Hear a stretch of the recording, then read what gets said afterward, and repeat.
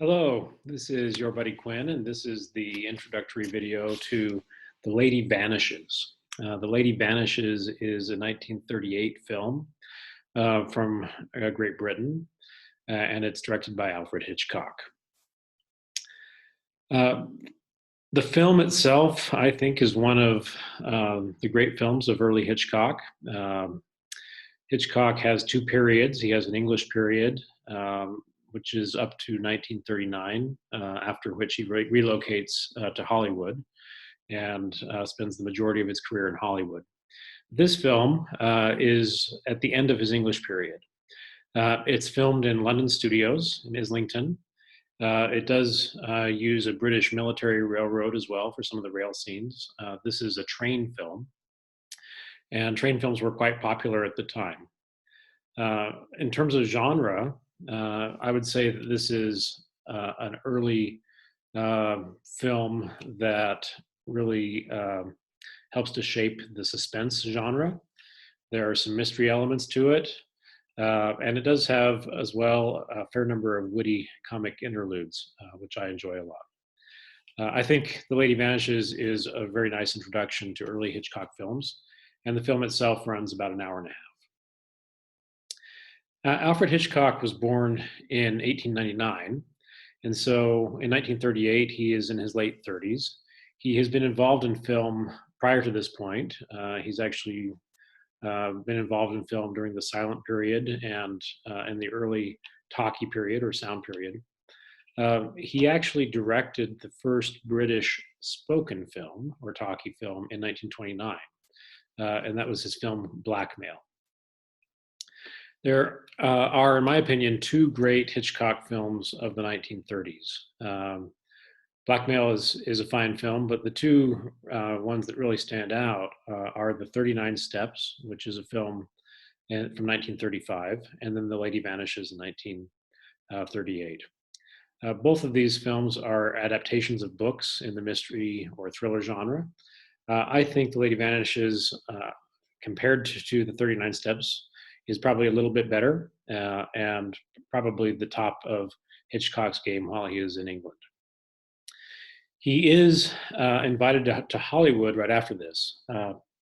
David Selznick, a very famous Hollywood producer, catches wind of this film. He thinks it's really a remarkable film and ends up signing Hitchcock to a 7-year contract in Hollywood. And Hitchcock has this enormously productive period in Hollywood. He makes almost a film a year in the 1940s and 1950s and continues to be productive into much of the 1960s and becomes known as the master of suspense during this period. One of the lovely things about Hitchcock is his camera work. So he is known primarily for camera work that balances between pulling the camera out to get big framing shots or establishing shots.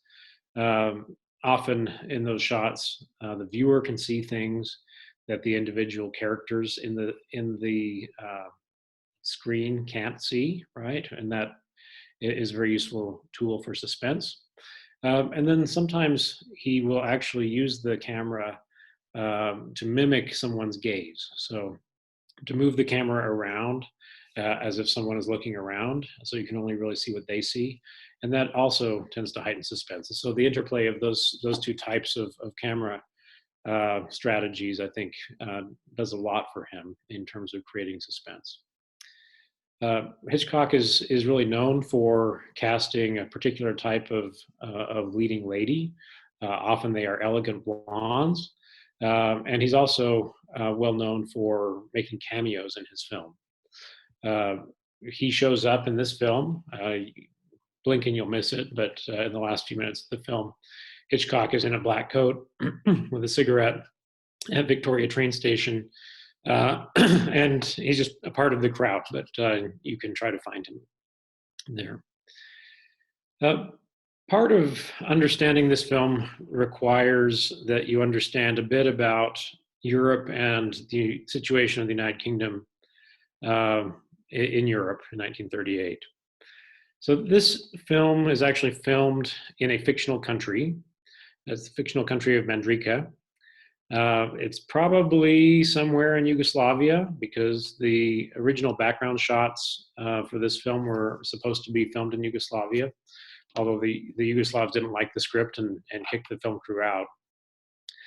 But in general, you could think of Mandrika as being somewhere in the mountainous part of Central or Central Eastern Europe.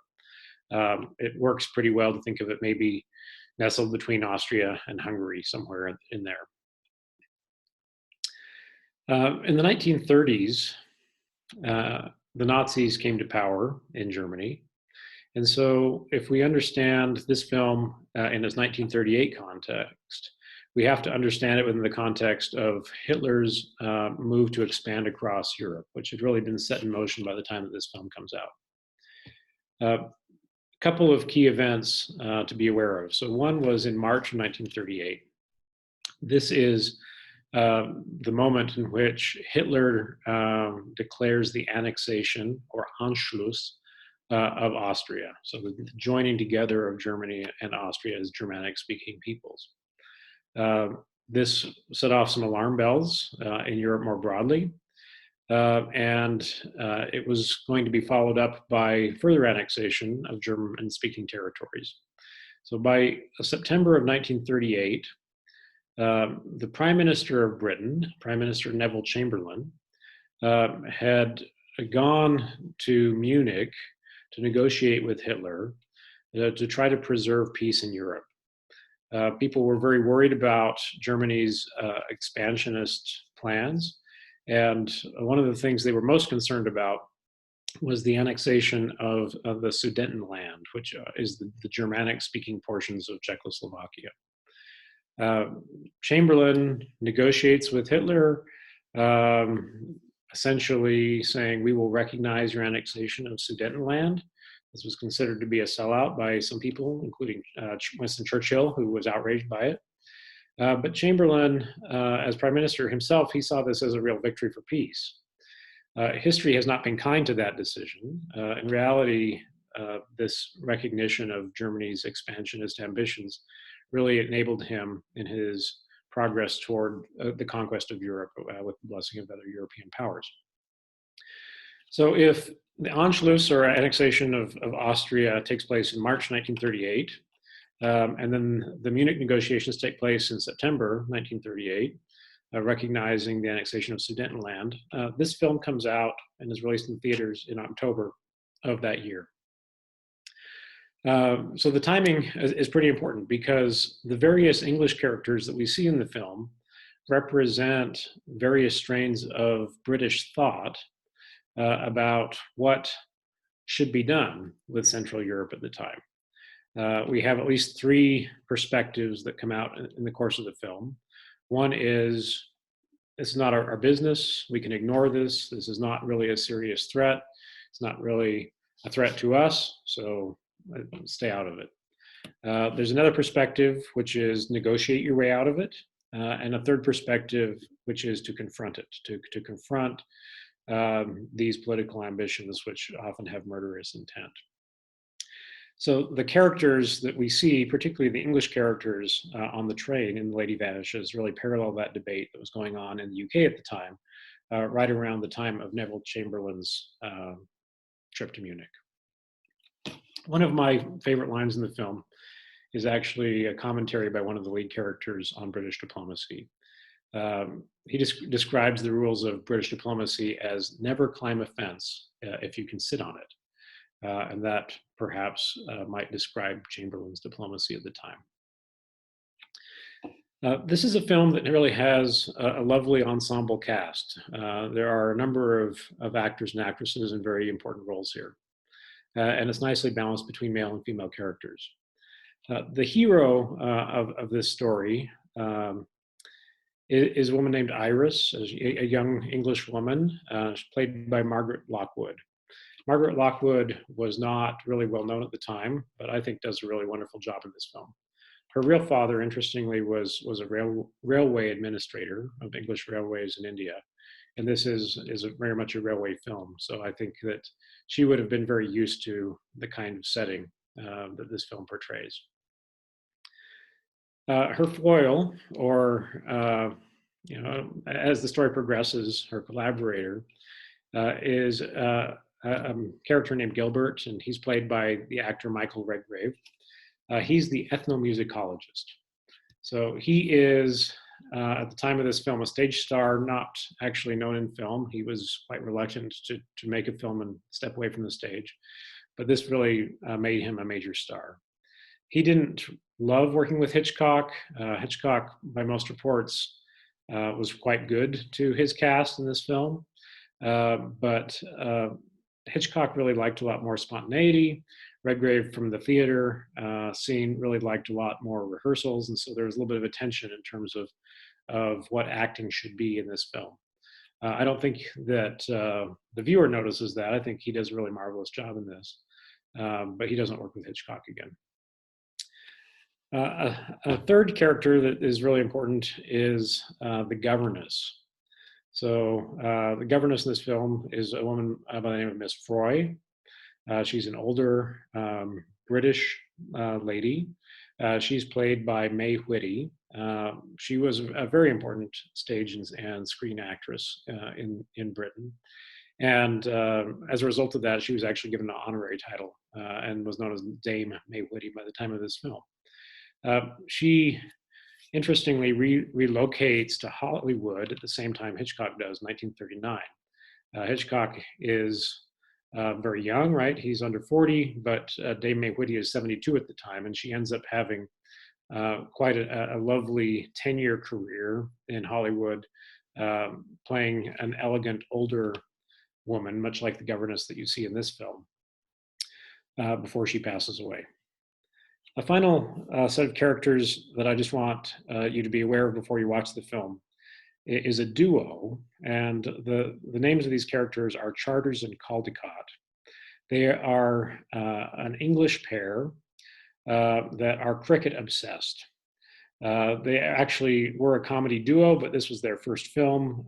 They serve as important character actors in this film, and they become so popular after The Lady Vanishes that they actually appear in the same characters in several other films, not directed by Hitchcock later on. So Charters and Caldecott are two of the characters we see from the very beginning of the film, and I think it's helpful to think about them as representing much of English society over the course of the film. A few things that make this film special, in addition to the acting, and I do think the acting is very strong, and that the ensemble of actors and actresses really work well together here. The first thing that I think really makes it special is the use of sound. Now, we've talked about the use of sound, particularly as we move from the silent to the sound era. It's now been almost a decade since sound films were being produced. And Hitchcock really leverages sound here to add to suspense. The train whistle becomes really important. So similar to the leitmotif that we saw as an indication of threat in Metropolis, I would say the train whistle plays a similar role in this film. The train whistle is quite high-pitched. It sounds like a train whistle, but it also could be potentially confused with a scream. And so it has a little bit of menace to it. Music is also really important in this film, but not in the traditional way. So instead of having a soundtrack, there really is no soundtrack to this film, other than the opening credits and the close. Music is actually played by characters in this film. So Miss Froy, the governess, is a music teacher. She is a connoisseur of folk music. One of the main characters, Gilbert, is an ethnomusicologist who is studying folk dances and folk music of Central Europe. And music is depicted at sometimes as very quaint or traditional or innocent, and at other times, music ends up in this film as perhaps not so innocent. In fact, the first sense of menace we get in this film, which doesn't actually take place till almost half an hour in, is in a musical context. Another thing that I think really makes this film special is the storytelling. So this is one of Hitchcock's fortes. He very carefully constructs characters. He integrates clues throughout the film that will really test your powers of observation. You notice things the second or third time in this film that you would be hard pressed to notice the first time around. But even despite the richness and the detailed information that's really relevant to the story, the key plot points, right? The crucial plot points are not too hard to distinguish, and so you can watch this film on multiple levels. You can watch it for the intricacy of detail in dialogue and in visual clues, or you can watch it for the main plot points. And they're highlighted in ways that even allow casual viewers to really understand the drivers of the story. I also think one of the things that makes this film special is the humor. So not all thrillers or suspense movies have the kind of humor this does. The humor is quite understated. It is in the form of a repartee between characters, and it goes by very fast, fast enough that it may be hard to pick up most of it on the first viewing. But there really are jokes about every few minutes of the film, which manage to lighten things up and to enrich the dialogue without distracting meaningfully from the plot. A few things that I suggest that you watch for when you watch this film. You'll notice that right up front, before the film starts, that there is a screen saying that the film has been approved by the British Board of Film Censors. Now, Hollywood is also going to have its own board of film censors of sorts. But this British Board of Film Censors really started all the way back in the 1910s. It was not a government board. It was actually a film industry board. It became apparent early on in the film industry that they wanted to do their best to demonstrate that they could police themselves without too much government interference. And so you'll see a brief frame saying that this has been approved. This film doesn't have a lot that would necessarily need to be censored, but one thing that was actually censored in this film by the British board was that foreigners were not allowed to be specifically identified as Germans. There is some German in the film, but no one is specifically identified as Germans because of the very tense political situation between Britain and Germany at the time of filming. The main driver behind the plot of this film is the lead character's search for truth. And in the process of that, there's some gaslighting going on. So gaslighting is a term that essentially means that other people are trying to make you believe that you're stupid or crazy. It's an interesting term that actually originates from a play from the same year as this film. So Gaslight is a British stage play from 1938, in which there are actually gaslights that are important features of the plot. Lights that you turn on and off because they are lit with gas. And much of the plot of that play, and later the movie adaptations as well, has to do with this attempt to manipulate characters into thinking that they're crazy. So many of the clues in the film really help move this overall search for truth forward. And there's a rumor that Hitchcock was intrigued by this idea of gaslighting because of a real scenario that took place a couple of decades earlier. There is, I think, as you watch this film, a fairly long introductory setup. So you could imagine, when is the plot really going to start? The introductory setup takes place at a hotel in the Central European mountains in the winter, where a diverse group of individuals are forced to board up in a hotel because an avalanche has stopped all of the day trains. Because they can't leave that day, they have to get to know each other a little bit and sleep in somewhat uncomfortable quarters as they wait for the rail tracks to be cleared and for the trains to go the next day. And so you end up getting some characters who are worried about being late for their appointments or for, in one case, the cricket test match or the Ashes between England and Australia. And so this relatively long introduction at the hotel helps to set the characters up that are going to be confined together the next day on a train. I think this has some parallels to what was going on in Europe. So the difficulty of getting out of Austria, for example, after the German annexation, this is something that is depicted in The Sound of Music, for example, is paralleled in this film by people trying to get out of this avalanche hit village and being essentially stuck because the routes out had been closed.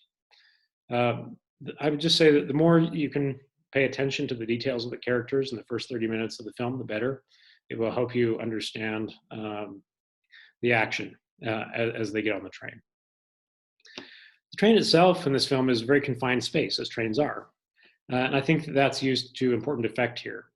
The set in which this was mostly filmed, the train set, was also a relatively small set. And I encourage you to think a little bit about how the confined spaces that are shot in this film propel character interaction, force characters essentially to see each other, to hear each other, to help each other, and move the plot forward. Finally, I'd say it would be helpful to think a little bit more about the nationalities of the characters that are depicted. As I mentioned, no one is explicitly named as German here, but we do have other nationalities that are depicted. At the beginning of the film, our protagonist is in a company of Americans. They are going to send her on her way, and they're going to partway through the film. There's also Italians, so Italian is often spoken. There is an important doctor character in this film who is identified as a Czech doctor, and other Central Europeans, as well as a range of British characters. So about half of the important characters in this film are English. Particularly think a little bit about the English character who hopes to be a judge, and then these cricket-obsessed characters of Charters and Caldecott that I mentioned before. They play a role of providing some comic relief, but they also, I think, play a more serious role in terms of thinking about the role of England in the dilemmas of Central Europe in 1938. So those are some things that I encourage you to think about before you watch the film. I love this film. I think that this is a very finely crafted piece of storytelling, strong acting as well. And it gives you a good introduction to what Hitchcock is trying to do and what he will do in the 40s and 50s in the United States.